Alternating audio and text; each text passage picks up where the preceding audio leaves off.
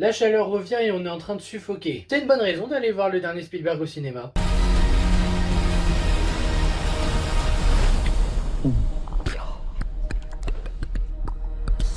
Bonjour à tous, aujourd'hui nous nous retrouvons pour parler de Disclosure Day, le nouveau film de Steven Spielberg. Bon, Steven Spielberg, pas besoin de le présenter, tout le monde le connaît, pour ma part c'est mon réalisateur préféré. Même si c'est vrai que ses derniers films m'ont moins plu, et contrairement à certains, je ne crache pas autant sur ses derniers films. Même Fablesman, j'en ai déjà parlé, mais j'aime beaucoup ce film. Je comprends pas pourquoi il se fait décrier. Vraiment, j'adore ce que fait Spielberg en général à tout ce qu'il touche. Bon, tout ce qu'il touche peut-être pas, les Transformers de Michael Bay, j'aime pas ça où il était producteur, mais vous m'avez compris. Steven Spielberg est un réalisateur de mon enfance que même encore aujourd'hui je suis et j'aime beaucoup. Quand j'apprends qu'il sort un nouveau film, évidemment que je suis hypé. Et Disclosure Day qui revient aux origines de la SF qu'il aime faire, ouais, ça me tentait. Sur le papier, la bande-annonce, ça me donnait envie. Emily Blunt au casting, ça me donnait envie. Pour au final un résultat sympathique. Bon alors, clairement, si je devais choisir, je préférerais me refaire Rencontre du troisième type, E.T. ou La Guerre des mondes, parce que Disclosure Day n'est pas aussi bon que cela. Mais c'est pas un mauvais film pour autant. En fait, pour bien comprendre ce que je vais dire, Steven Spielberg n'a aucun mauvais film pour moi dans sa filmographie. J'ai pas vu tous ses films, je n'ai pas vu Le Pont des Espions par exemple, mais pour moi, il y a vraiment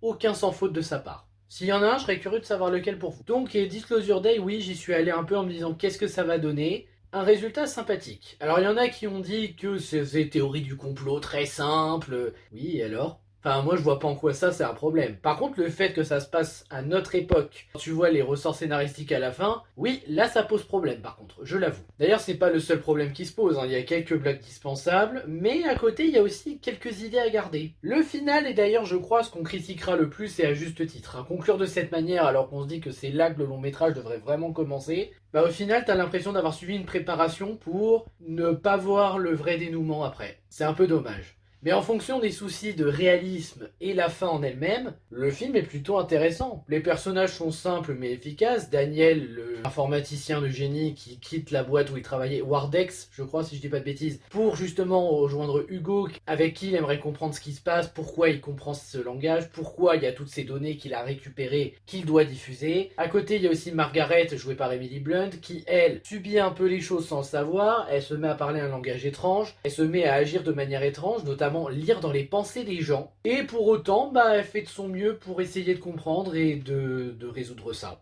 En vrai, je trouve qu'il y a vraiment des bonnes idées à garder du film, que ça soit dans ça, justement, l'écriture des personnages, d'une certaine manière, même de l'antagoniste, c'est juste le directeur qui veut récupérer les données et empêcher qu'on diffuse des informations. Mais en vrai, quand t'entends les raisons du pourquoi il veut pas, il y a du sens. Je suffoque moi avec cette chaleur, j'en peux plus. Le bon côté après, c'est aussi de constater que le film est assez intéressant dans la manière dont il aborde les choses, même par rapport aux aliens, une certaine intrigue. Il y a vraiment des bonnes idées que je ne peux pas ignorer. Après, j'aurais aimé personnellement que ça soit plus poussé en termes de symbolisme, parce que c'est peut-être un des plus gros reproches que je ferais au film avec la fin. Mais sinon non, le film est sympa, je suis pris dedans, et même si c'est pas le meilleur Spielberg, c'est pas un mauvais film. Après, chacun ses goûts, si vous n'avez pas aimé, vous pouvez toujours en parler. Moi, pour ma part, bon moment, aucun regret. Steven Spielberg reste un metteur en scène de génie. Il sait très bien construire ses scènes, avec des musiques magnifiques. Donc non, je ne peux pas détester ce film. Surtout que, même si vous ne l'aimez pas, moi je ressens toujours la bonne intention de Steven Spielberg derrière, la passion de son cinéma. Et je peux pas enlever ça. Je ne peux pas enlever ça. Moi je préfère un réal passionné mais qui fait un film un peu moins bon, qu'un réal osef qui te fait des films à chier. Donc non, pour moi, Disclosure Day, c'est sympa, je comprends pourquoi ça divise, mais c'est sympa, et je comprends pas le déclin de certains fans de dire que Spielberg fait de la merde aujourd'hui, alors que pas du tout. Chacun ses goûts, je les respecte, je dis juste mon avis. Voilà, c'était mon avis sur Disclosure Day, j'espère que ça vous aura intéressé, n'hésitez pas à liker, à partager, à vous abonner, je vais en avoir des films à rattraper, et je vous dis à bientôt pour de prochaines vidéos, ciao.